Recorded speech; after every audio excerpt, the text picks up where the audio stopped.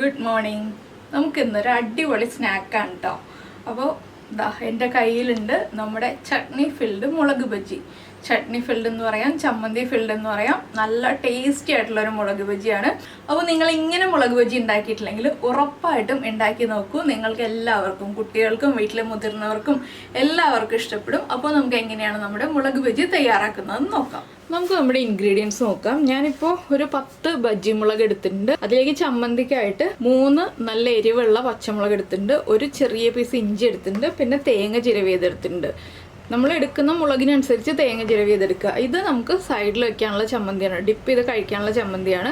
ചമ്മന്തി അല്ലൊരു ചട്നിയാണ്. അതിലേക്കായിട്ട് 2 തക്കാളിയും ഒരു സവോളയുടെ പകുതി എടുത്തിട്ടുണ്ട് കേട്ടോ. ഇത് നിങ്ങൾക്ക് വേണമെങ്കിൽ ഉപയോഗിക്കാം, അല്ലാന്നുണ്ടെങ്കിൽ നമ്മുടെ ടൊമാറ്റോ സോസ് എടുത്താലും മതി. അപ്പോൾ നമുക്ക് ആദ്യം ചമ്മന്തി അരച്ചെടുക്കാം. ചമ്മന്തി അരയ്ക്കാനായിട്ട് നമ്മുടെ മിക്സിയുടെ ജാറിലേക്ക് നമ്മൾ എടുത്തു വെച്ചിരിക്കുന്ന പച്ചമുളക്, അതുപോലെ തന്നെ ഒരു പീസ് ഇഞ്ചി, പിന്നെ നമ്മുടെ തേങ്ങ ചിരവിയത്, കുറച്ച് വെള്ളവും ആവശ്യത്തിന് ഉപ്പും ചേർത്ത് നല്ല തരിതരിപ്പായിട്ട് അരച്ചെടുക്കുക. ഒരുപാട് ലൂസായിട്ട് അരയ്ക്കരുത്, കുറച്ച് തിക്കായിട്ട് തന്നെ അരച്ചെടുക്കുക. നന്നായിട്ട് ഫൈൻ പേസ്റ്റായിട്ട് അരയ്ക്കണ്ട. അപ്പോൾ ഞാനിതൊന്ന് അരച്ചെടുക്കട്ടെ.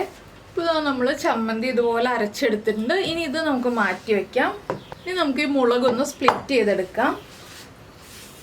സ്പ്ലിറ്റ് ചെയ്യാന്ന് പറയുമ്പോൾ മുളകിൻ്റെ സീഡ്സ് ഒന്ന് റിമൂവ് ചെയ്തെടുക്കണം. ഈ അറ്റം മുതൽ ഒന്ന് കട്ട് ചെയ്തിട്ട്, ഡീപ്പായിട്ട് കട്ട് ചെയ്യരുത്, പകുതി വരെ കട്ട് ചെയ്യുക. ആ ഒരു പതുക്കെ കട്ട് ചെയ്തിട്ട് ഒരു സ്പൂണോ അല്ലെങ്കിൽ നമ്മുടെ കയ്യോ ഉപയോഗിച്ച് ഇതിൻ്റെ ഉള്ളിലുള്ള സീഡ്സ് ഒന്ന് റിമൂവ് ചെയ്തെടുക്കുക. മുളക് പൊട്ടിപ്പോകരുത്, അത് പ്രത്യേകം ശ്രദ്ധിക്കുക. ഞാനിപ്പോൾ കൈ ഉപയോഗിച്ച് പതുക്കെ ഒന്ന് റിമൂവ് ചെയ്തെടുക്കുകയാണ് ഈ സീഡ്സ്.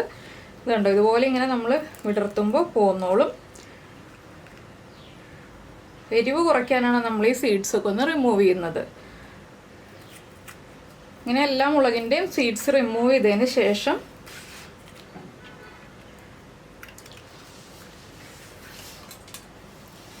നമ്മൾ റെഡിയാക്കി വെച്ചിരിക്കുന്ന ഈ ചമ്മന്തി ഉണ്ടല്ലോ, ഇത് നമുക്ക് ഈ മുളകിൻ്റെ ഉൾഭാഗത്തേക്ക് ഫില്ല് ചെയ്ത് കൊടുക്കാം.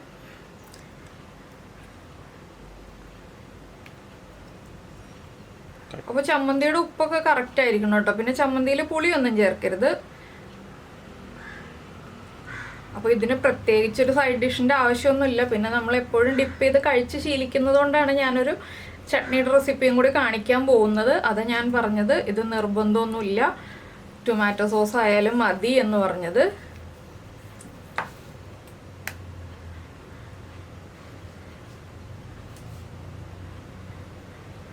അപ്പോൾ ഞാനിത് ചമ്മന്തി ഫില്ല് ചെയ്തിട്ടുണ്ട്. ഇത്രയും മതി കേട്ടോ, ഒരുപാട് അങ്ങോട്ട് ഓവറായിട്ട് ഫില്ല് ചെയ്യണ്ട.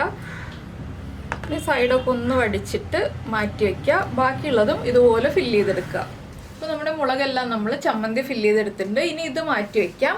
വേറൊരു ബൗളിലേക്ക് നമ്മുടെ കടലമാവ് ചേർത്ത് കൊടുക്കാം.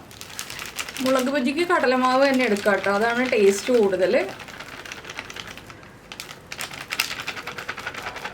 കടലമാവിലേക്ക് ആദ്യം നമ്മളൊരു 1/2 ടീസ്പൂൺ മഞ്ഞൾപ്പൊടി, ഒരു 1/4 ടീസ്പൂൺ അടുത്ത് ബേക്കിംഗ് സോഡ, 2-3 പിഞ്ച് കായപ്പൊടി, പിന്നെ ഒരു 1/4 ടീസ്പൂൺ എരിവുള്ള മുളക് പൊടിയും 1/2 ടീസ്പൂൺ കാശ്മീരി ചില്ലി പൗഡറും. എന്താണെന്ന് വെച്ചാൽ നമ്മൾ ചമ്മന്തി വെച്ചിരിക്കുന്നതുകൊണ്ട് ചമ്മന്തിക്ക് എരിവുണ്ടാവും, അതുകൊണ്ടാണ് ഒരുപാട് മുളക് പൊടി ചേർക്കാത്തത്.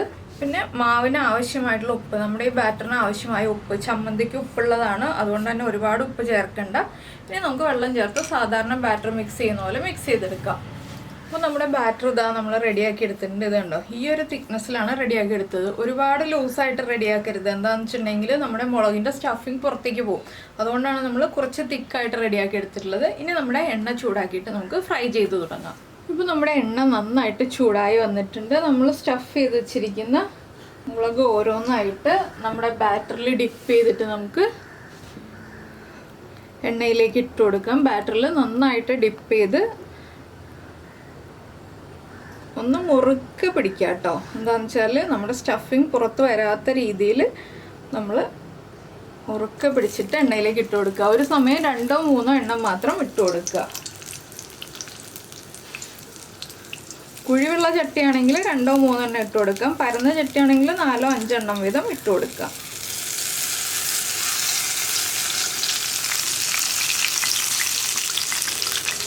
ഞാനിപ്പോൾ ഒരു സമയത്ത് 3 എണ്ണമാണ് ഫ്രൈ ചെയ്തെടുക്കാൻ പോകുന്നത്.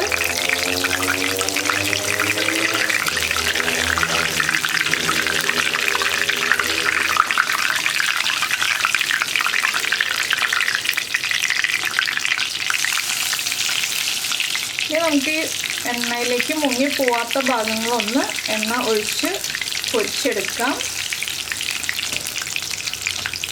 പതുക്കെ തിരിച്ചിട്ട് കൊടുക്കാം കേട്ടോ. കുറച്ച് വലിയ മുളകാണ് ഞാൻ എടുത്തത്, അതുകൊണ്ട് മുങ്ങിക്കിടക്കാൻ ചെറിയൊരു ബുദ്ധിമുട്ടുണ്ട്. നമുക്ക് 2 സൈഡിലേക്കും തിരിച്ചിട്ടിട്ട് ഫ്രൈ ചെയ്തെടുക്കാം. സാധാരണ നമ്മൾ മുളക് ബജി ഉണ്ടാക്കുന്ന പോലെ തന്നെ ഫ്രൈ ചെയ്തെടുക്കാം. അപ്പോൾ ഞാനിതെല്ലാം തിരിച്ചിട്ടുണ്ട്. ഇനി ഈ സൈഡും ആ സൈഡും ഒരേ കളറായി കഴിയുമ്പോൾ നമുക്ക് എണ്ണയിൽ നിന്ന് മാറ്റാം. അപ്പോൾ നമ്മുടെ മുളക് ബജി ഇതാ റെഡിയായി വന്നിട്ടുണ്ട്. നമുക്ക് എണ്ണയിൽ നിന്ന് മാറ്റാം. ഇനി നമുക്ക് അടുത്ത ബാച്ചും ഇതുപോലെ ഫ്രൈ ചെയ്തെടുക്കാം. അപ്പോൾ ഞാൻ ഇതെല്ലാം ഫ്രൈ ചെയ്തെടുക്കട്ടെ. ഈ സമയത്ത് തന്നെ നമുക്ക് നമ്മുടെ ചട്നി റെഡിയാക്കി എടുക്കാം കേട്ടോ. അപ്പോൾ എണ്ണ ഒന്ന് ചൂടായി വന്നിട്ട് നമുക്ക് അടുത്ത ബാച്ച് ഇട്ട് കൊടുക്കാം.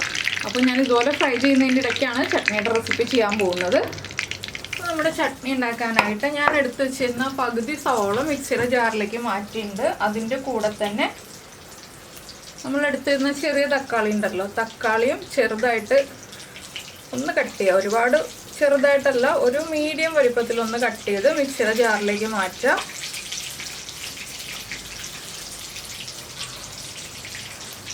നല്ല പഴുത്ത തക്കാളി എടുക്കാം കേട്ടോ ഈ ഒരു ചട്നി ഉണ്ടാക്കാനായിട്ട്.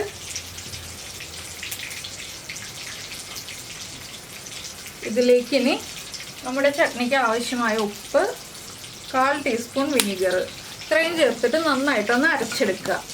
അപ്പോൾ നമ്മുടെ തക്കാളി ചട്നി നമ്മൾ ഇതുപോലെ അരച്ചെടുത്തിട്ടുണ്ട്. ഇതിലേക്ക് നമുക്കൊരു 1/4 ടീസ്പൂൺ കാശ്മീരി ചില്ലി പൗഡറും കൂടി ചേർത്ത് ഒന്നുകൂടി ഒന്ന് കറക്കിയെടുക്കാം. നമ്മുടെ ചട്നി അരച്ചെടുത്തിട്ടുണ്ട്. ഇത് നമുക്കൊരു ബൗളിലേക്ക് മാറ്റാം.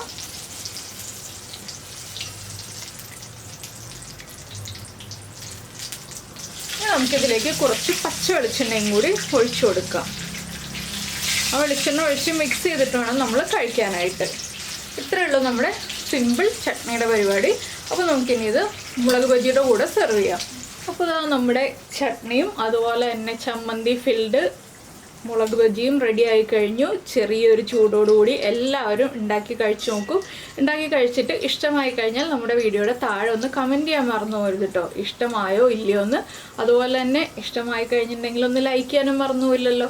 പിന്നെ നമ്മുടെ വീഡിയോ പ്രസൻറ്റ് ചെയ്ത രീതിയൊക്കെ ഇഷ്ടമായി എന്നുണ്ടെങ്കിൽ നമ്മുടെ ചാനൽ ഇതുവരെ സബ്സ്ക്രൈബ് ചെയ്തിട്ടില്ല എന്നുണ്ടെങ്കിലും ഒന്ന് സബ്സ്ക്രൈബ് ചെയ്ത് സപ്പോർട്ട് ചെയ്യണേ.